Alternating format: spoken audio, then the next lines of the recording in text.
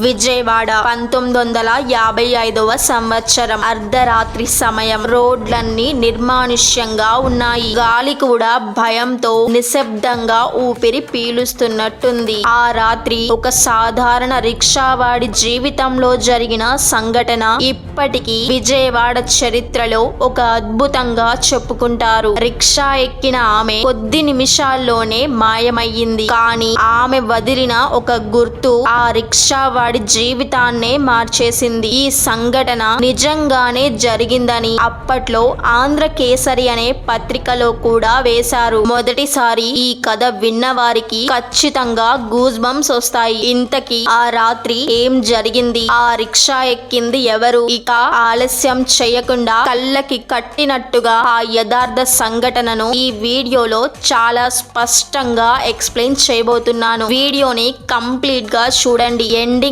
మాత్రం అస్సలు మిస్ అవ్వద్దు.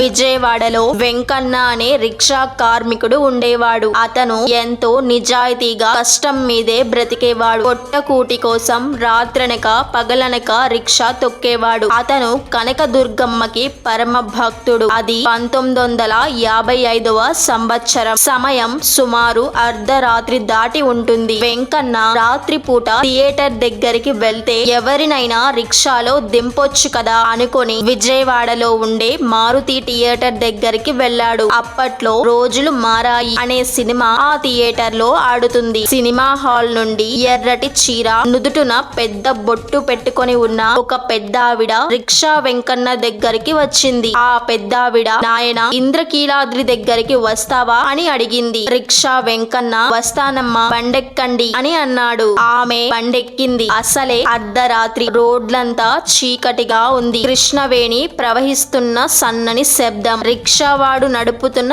చప్పుడు, ఎక్కడో అరుస్తున్న కుక్కల శబ్దాలు, ఇవి మాత్రమే వినిపిస్తున్నాయి. అంత నిర్మానుష్యంగా ఉంది ఆ రోడ్డు. రిక్షావాడితో ఆ పెద్దావిడ మాట్లాడుతూ, బాబు, అర్ధరాత్రి అయ్యింది కదా, బాగా చీకటిగా ఉంది, రోడ్లు కూడా నిర్మానుష్యంగా ఉన్నాయి. విజయవాడలో అర్ధరాత్రి దాటితే దుర్గమ్మ గ్రామ సంచారానికి వస్తుంది అంటారు కదా, మరి నీకు భయమేయడం లేదా అని అడిగింది. అందుకు సమాధానమిస్తూ రిక్షా వెంకన్న, అమ్మ, నేను నా కష్టం మీదనే బ్రతికేవాడిని, ఎవ్వరికి ఎటువంటి అపాయం తలపెట్టేవాడిని కాదు. ఆ దుర్గమ్మ మా తల్లి. ఏ తప్పు చెయ్యని బిడ్డకి తల్లి దగ్గరికి వెళ్ళడానికి భయమెందుకు ఉంటుంది అని అన్నాడు. అలా కొంత దూరం వెళ్ళాక ఇంద్రకీలాద్రి రానే వచ్చింది. అమ్మ, మీరు ఏ ఇంటికి వెళ్ళాలి అని అడిగాడు వెంకన్న. వెనక నుండి ఎటువంటి సమాధానం రాకపోవడంతో అతను వెనక్కి తిరిగి చూసేసరికి ఆమె అక్కడ లేదు. ఇంతలోనే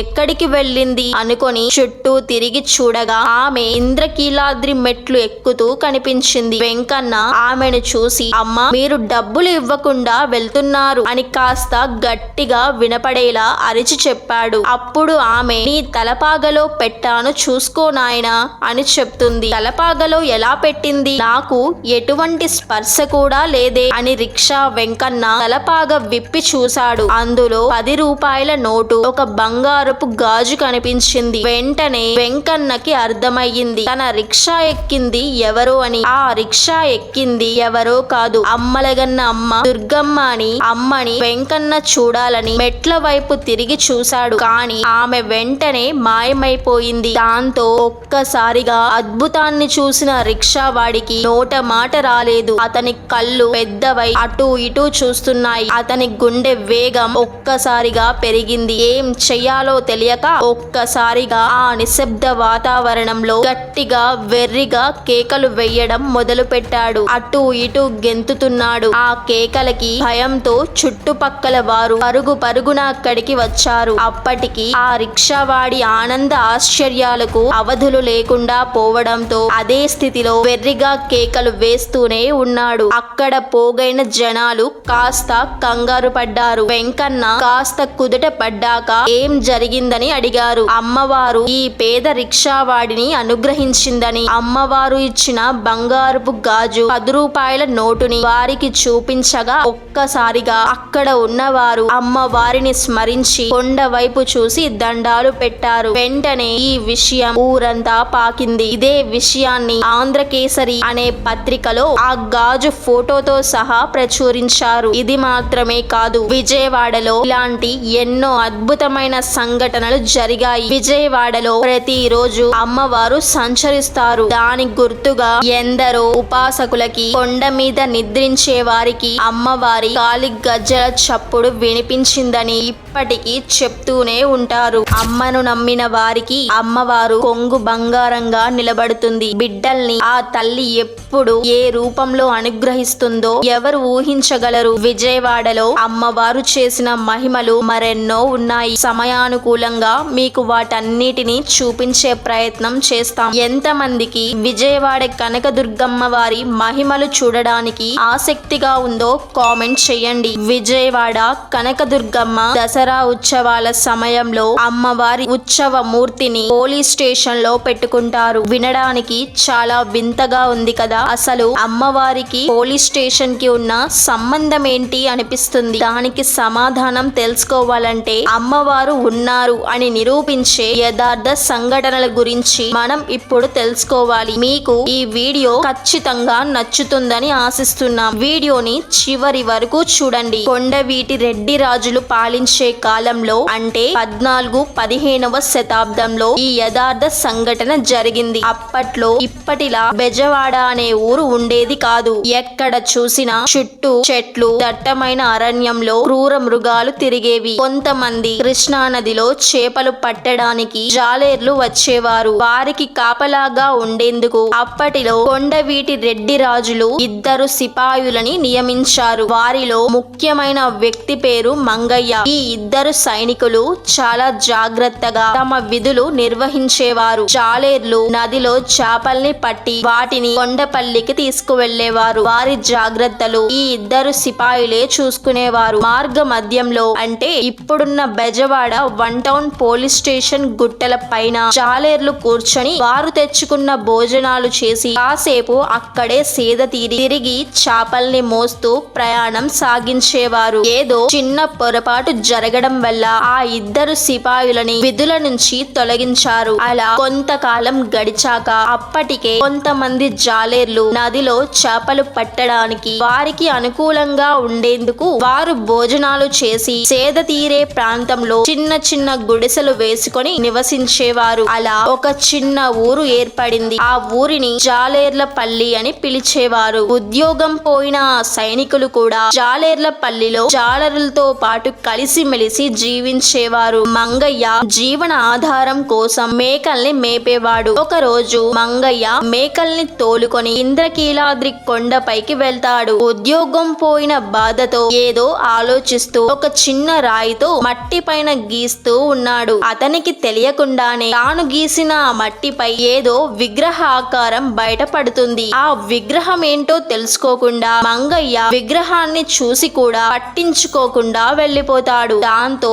అమ్మవారు ఆ సిపాయి మంగయ్య కూతురి వంట్లోకి పూనుతుంది. ఒక్కసారిగా చిన్నపిల్ల గొంతు మారిపోయి అమ్మవారిలా గంభీరంగా మాట్లాడుతూ వచ్చింది. ఏం మంగయ్య, నేను కనిపిస్తే పట్టించుకోకుండా వచ్చేస్తావా? నా అనుగ్రహాన్ని నువ్వు గుర్తించలేకపోయావా అని అడుగుతుంది అమ్మవారు. దాంతో ఆ విగ్రహం ఎవరిదో అన్న విషయం అర్థం చేసుకున్న సిపాయి మంగయ్య అమ్మవారి విగ్రహాన్ని కొంచెం కొంచెం వెలికి తీయగా అద్భుతమైన అమ్మవారి విగ్రహం బయటపడుతూ వచ్చింది. దాంతో ఆ జాలేర్ల పల్లెలో ప్రజల ఆనందానికి అవధులు లేకుండా పోతుంది. తమకు తోడుగా ఉండేందుకు అమ్మవారు మళ్ళీ వచ్చారని భావించారు. వారి స్తోమతకు తగ్గట్టుగా అమ్మవారికి చిన్న పాక వేసి పూజలు చేయడం ప్రారంభించారు. ఇలా మంగయ్య అమ్మవారిని సేవించుకుంటూ ఉండగా ఒక రోజు రాత్రి అమ్మవారు మంగయ్య కలలో కనిపించింది. మంగయ్య, నన్ను నీ తోబుట్టువులా భావించి దసరా ఉత్సవాలు ముగిసే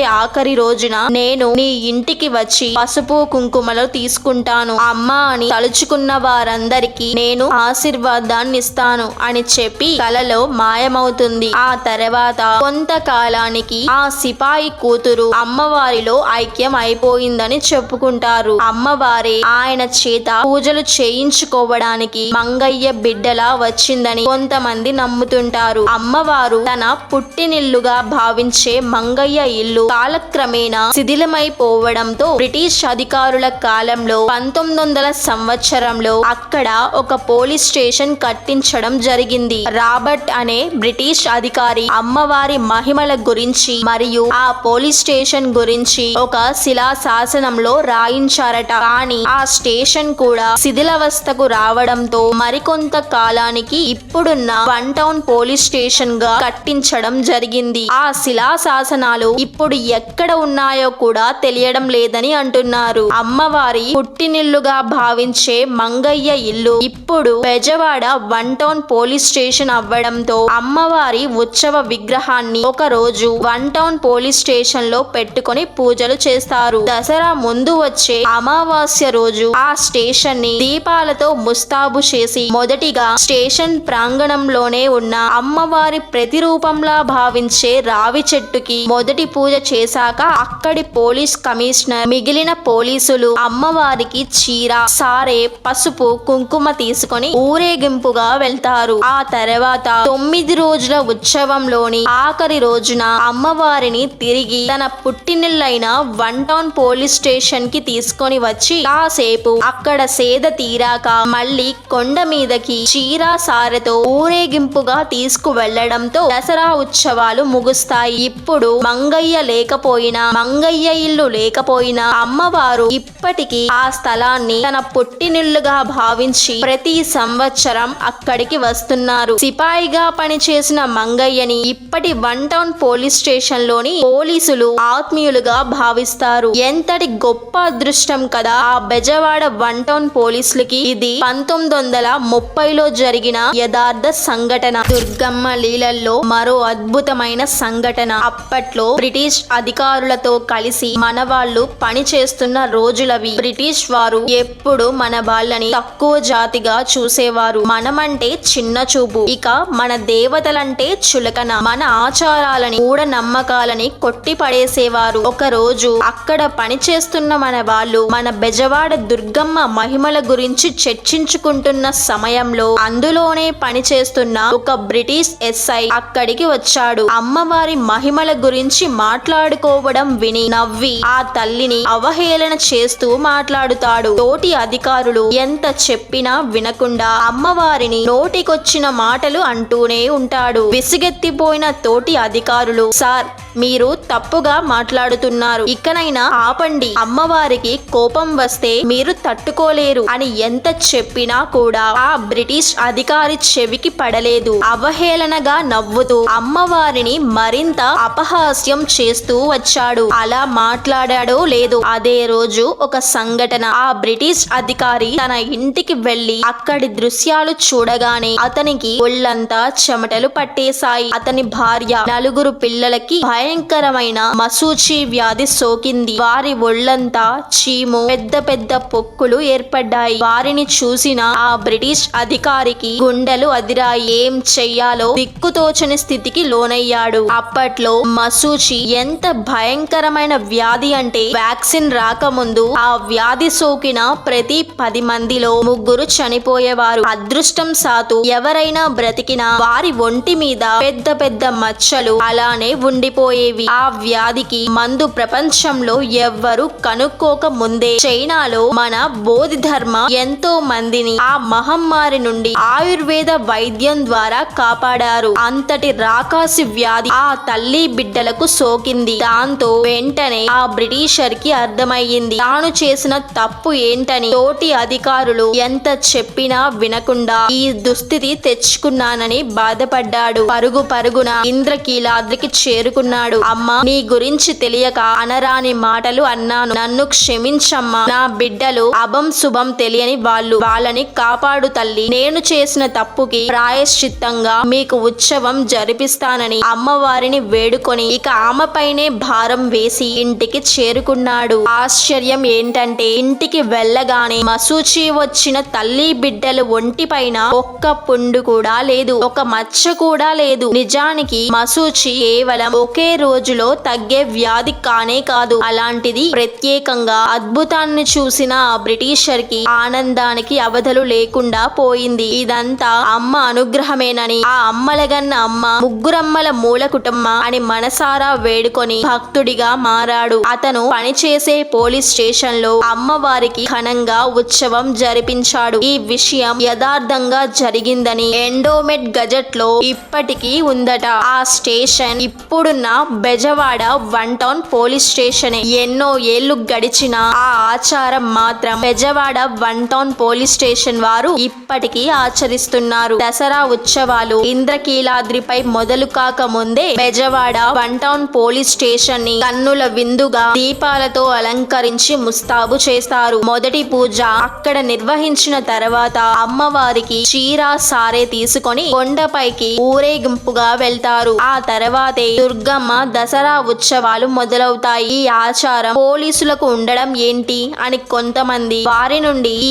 ఆచారాన్ని చేజెక్కించుకోవాలని ప్రయత్నించారు. కానీ అమ్మవారు ఆగ్రహించడంతో ఆ ప్రయత్నాలు మానుకోవాల్సి వచ్చిందట. ఉత్సవాలు 9 రోజుల్లో పోలీసులు కొంతమంది మాంసం తినకపోవడం, చెప్పులు వేసుకోకపోవడం, నేలపైన పడుకోవడం వంటి నియమాలు పాటిస్తూ ఎంతో నిష్టగా ఉంటారు. ఎన్నో ఏళ్లగా ఈ ఆచారం వస్తుంది కాబట్టి ఇతర మతస్థులైన పోలీస్ వారు ఇక్కడ ఎలాంటి కుల మత భేదాలు లేకుండా ఈ ఉత్సవాన్ని జరుపుకుంటారని చెప్తారు. అంతే కదా మరి, అమ్మవారి దగ్గర కులం ఏంటి మతం ఏంటి, తల్లి కాపాడు అని వేడుకోగానే ఆ బ్రిటిషర్ ని అతని కుటుంబాన్ని కాపాడింది ఆ దుర్గమ్మ. మరి అతనిది ఏ కులం ఏ మతం? అమ్మని నమ్మి మనసారా ప్రార్థిస్తే మీకు అండగా ఆ అమ్మలగన్న అమ్మ దుర్గమ్మ ఎప్పుడు మీ వెంటే ఉంటుంది. ఒకప్పుడు బెజవాడ ఇంద్రకీలాద్రిపై వెలిసిన చింతామణి కాళిని చూడడానికి భక్తులు వణికిపోయేవారు. 18 బాహువులతో,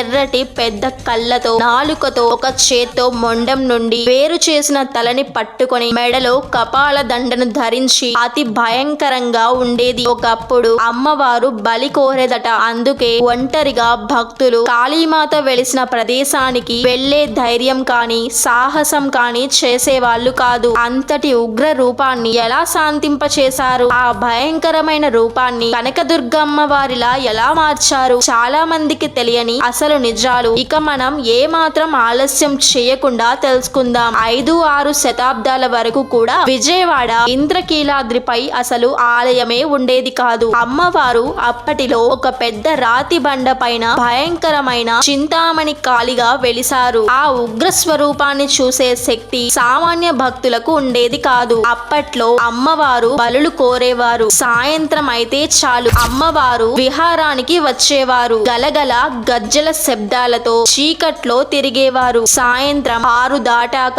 ఎవ్వరూ కూడా వారి తలుపులు తెరిచేవారు కాదు. అయితే అప్పట్లో మాధవ్ వర్మ అనే రాజు విజయవాడ ప్రాంతాన్ని పాలించేవాడు. అతనికి అమ్మవారంటే ఎనలేని భక్తి. ఆయన రాజ్యాన్ని ఎంతో ధర్మబద్ధంగా పాలించేవాడు. అతనికి సంతానం లేకపోవడంతో రోజు అమ్మవారి చెంతకు చేరుకొని పూజలు చేసేవాడు. అమ్మవారు కనికరించడంతో ఆ రాజుకు ఒక పుత్రుడు జన్మించాడు. ఇదంతా ఆ కాళీమాత అనుగ్రహమే అని అతను అమ్మవారికి మొట్టమొదటిగా ఆలయాన్ని నిర్మించాడు. కాలక్రమేణా ఆ పిల్లవాడు పెరిగి పెద్దవుతూ ఎంతో క్రమశిక్షణగా పెరుగుతూ వచ్చాడు. ఒక రోజు ఆ యువరాజు ఒక కొత్త గుర్రాన్ని తన రథానికి కట్టుకొని సవారీకి ఇంద్రకీలాద్రి వైపు వెళ్తాడు. అలా సవారీ చేస్తూ ఉండగా కాస్త చీకటి పడుతూ వచ్చింది. అదే సమయంలో కొండపైన ఒక స్త్రీ తన ఇంట్లో వారి ఆకలి తీర్చడానికి చింత చిగురు కోస్తూ ఉంటుంది. చీకటి పడితే అమ్మవారు సంచారానికి వస్తారన్న భయంతో ఆమె తన పిల్లవాడిని తీసుకొని గబగబా అక్కడి నుండి కొండ దిగుతూ వస్తుంది. యువరాజు కూడా అమ్మ వచ్చే వేళ అవుతుంది కదా అని రథం వేగాన్ని పెంచాడు. అసలే సంధ్యావేళ. పైగా ఆ కొత్త గుర్రం దూకుడికి దారంతా దుమ్ములేసి వేస్తూ వచ్చింది. అంతలో ఆ పిల్లవాడు ఆడుకుంటూ వేగంగా వస్తున్న రథం వైపు వెళ్తాడు. యువరాజు చూసుకోకపోవడంతో రథం ఆ పిల్లవాడి శరీరం పైకి ఎక్కి దూసుకు వెళ్తుంది. అంతలో ఆ బిడ్డ తల్లి గట్టిగా కేకలు వేసింది. ఆమె అక్కడికి వచ్చి చూసేసరికి ఆ పిల్లవాడి ఒళ్ళంతా రక్తం. ఆ తల్లి చేతుల్లోనే ఆ పిల్లవాడు ప్రాణాలు కోల్పోతాడు. ఆ తల్లి ఏడుస్తూ ఆ పిల్లవాడి కళేబరాన్ని తన 2 చేతులపై ఎత్తుకొని తమ ప్రాంతాన్ని పాలించే రాజైన మాధవ్ వర్మ కోట దగ్గరికి చేరుకుంటుంది. అక్కడున్న ధర్మగంటను గనగన మోగిస్తుంది. ఎవరికో ఆపద వచ్చిందన్న భావంతో మాధవ్ వర్మ పరుగున అక్కడికి చేరుకున్నాడు. ఆ తల్లి పడుతున్న యాతనను ఆ రాజు చూడలేకపోయాడు. తల్లి, జరిగిన విషయం తెలిసింది. నీ బిడ్డ ప్రాణాలు తీసిన అతడు ఎవరైనా సరే రేపు సంధ్యా వేళకు వాడి తల తెగిపడుతుంది అని మాట ఇస్తాడు. కానీ ఆ రాజుకు తెలియని విషయం ఏంటంటే, తెలియకుండా ఆ పిల్లవాడి ప్రాణాలు తీసింది యువరాజే అని భటులను పంపించి విషయాన్ని ఆరా తీయగా మొత్తం బయటపడుతుంది. ధర్మపరుడైన రాజు తనకు పుట్టిన ఏకైక సంతానమైన శిక్ష పడాల్సిందే అనుకుంటాడు. అందుకు ఆ యువరాజు కూడా తన తండ్రితో, మహారాజా, నేను తెలియక చేసినా తెలిసి చేసినా తప్పే. మీరు ఏ శిక్ష విధించినా నేను ఆనందంగా స్వీకరిస్తాను అని చెప్పి తన తండ్రికి నమస్కరిస్తారు. మంత్రులు, రాజ కుటుంబీకులు ఎంత వాదించినా ఎవ్వరూ వినలేదు. ఆ పిల్లవాడు ఏ చోటైతే చనిపోయాడో అదే చోటుకి ఆ యువరాజుని తీసుకువెళ్తారు. జనాలు గుమిగూడారు. రాజు ఆదేశించిన సైనికులకు ఆ యువరాజుని చంపడానికి చేతులు రాలేదు. ఇక మాధవ్ వర్మ తన సొంత చేతితో కత్తి పట్టుకొని ఆ యువరాజుని తన సొంత చేత్తో నరికేశాడు. ఒక్కసారిగా వాతావరణం నిశ్శబ్దంగా మారింది. చనిపోయిన ఆ బాలుడి పక్కనే యువరాజు శరీరం కూడా రక్తహీనమై పడి ఉంటుంది. అక్కడ ఉన్న వారి కళ్ళల్లో నీళ్లు తిరిగాయి. ఆకాశంలో మేఘాలు కమ్ముకొని మబ్బులు గర్జిస్తున్నాయి. ఇదంతా గమనిస్తున్న ఆ తల్లి దుర్గమ్మ ఆకాశం నుండి కనక వర్షం కురిపించింది. చుట్టుపక్కల జనాలు బంగారు నాణాలు వర్షపు చినుకుల్లా పడుతుంటే జనాలు వాటిని పోగేసుకున్నారు. ఆపుకుంటున్న కన్నీళ్లు రాజు కళ్ళల్లో ఒక్క దూటున పొంగాయి. ఆ మేఘాల వైపు చూశాడు. అతనికి అందులో దుర్గమ్మ కనిపిస్తున్నట్లుగా అనిపించింది. తల్లి, నీ వరప్రసాదంగా పుట్టిన నా పుత్రుణ్ణి నీవే బలి కోరావా? మరి దేనికి అతన్ని పుట్టించడం అని విలపించాడు. ఆ అమ్మలగన్న అమ్మ దుర్గమ్మ మహిమతో చనిపోయిన యువరాజు, ఆ పిల్లవాడు ఇద్దరు ప్రాణాలతో తిరిగి వచ్చారు. చనిపోయి తిరిగి బ్రతికిన పిల్లవాడు తల్లి దగ్గరికి పరిగెత్తుకుంటూ వెళ్లి అమ్మా అంటూ